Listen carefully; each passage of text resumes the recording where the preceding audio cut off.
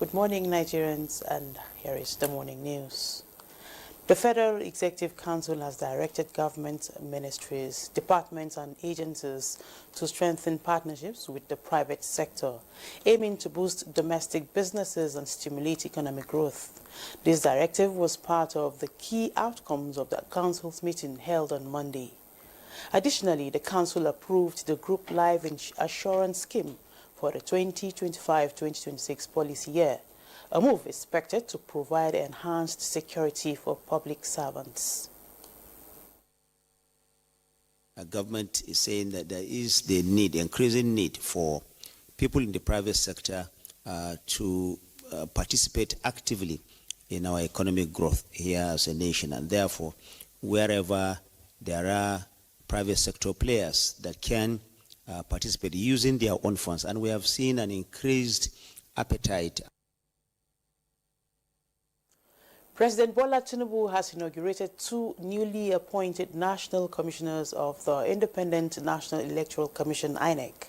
The president also swore in 2 new board members of the Code of Conduct Bureau.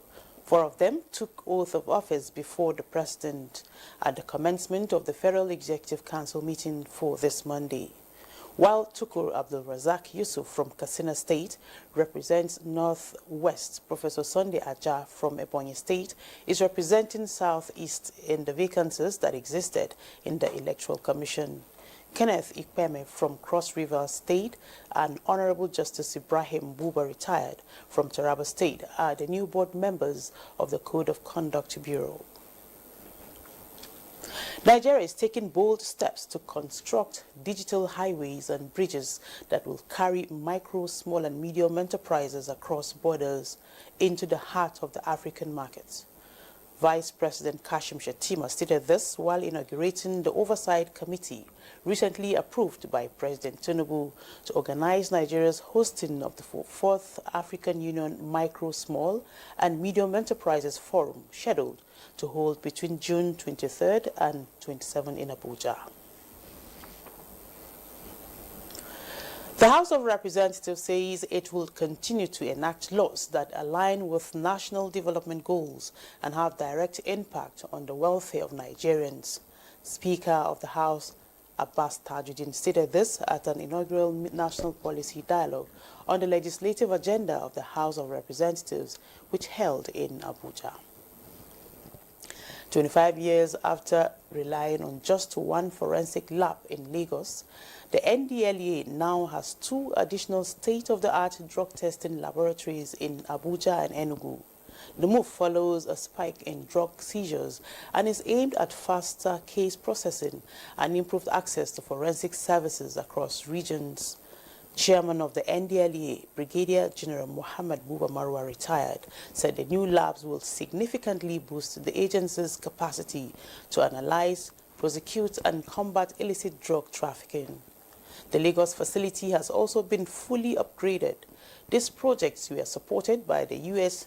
Bureau of International Narcotics and Law Enforcement Affairs and implemented by the United Nations Office on Drugs and Crime. In addition to new high-tech equipment, 20 forensic officers have now been trained and certified through a partnership with the Institute of Public Analysts of Nigeria. The NDLEA has also adopted international quality control standards through its partnership in UNAID's Global Assurance Program. The U.S. government further donated an advanced spectroscopy device to the Lagos lab. INL Director in Nigeria, Ms. Pradley, praised the collaboration and reaffirmed America's support. The equipment was received by senior NDLEA officials at the agency's Ikoyi Annex. The NDLEA says this marks a new chapter in its forensic and chemical monitoring drive. Now, on the prevalence of out-of-school children bedeviling northeastern Nigeria can be tackled effectively if government at all levels and stakeholders continue to provide adequate funding to overcome challenges. This was part of recommendations made by stakeholders at the opening ceremony of a 2-week Train the Trainers workshop for 600 Sangaya and Islamic teachers within the northeastern states organized by the Nigeria Arabic Language Village, Ngala, in collaboration with the Northeast Development Commission. Minister of Aviation and Aerospace Development Festus Keyamo launches the revised regulations on insurance for leased aircraft in Nigeria, aims to strengthen Nigeria's aviation and insurance industries and promote ease of doing business in the country. The federal government has launched a 300 billion naira sovereign sukuk insurance to accelerate the pace of infrastructural development across the country. NECA Oko reports that the sukuk, which is based on Islamic finance principles, offers investors a non-interest asset-backed investment opportunity. The National Hajj Commission of Nigeria, NACON, has reported significant progress in the ongoing airlift of Nigerian pilgrims for the 2025 Hajj pilgrimage, with 19% of pilgrims successfully airlifted in just 3 days. The Commission's efforts are yielding positive results. Here is an update on the airlift operations for this year's Hajj. That update will come your way in our subsequent bulletin. That's the news at this hour. Good morning, Nigeria continues with Claire and Ian Ray after this break. Have a beautiful day.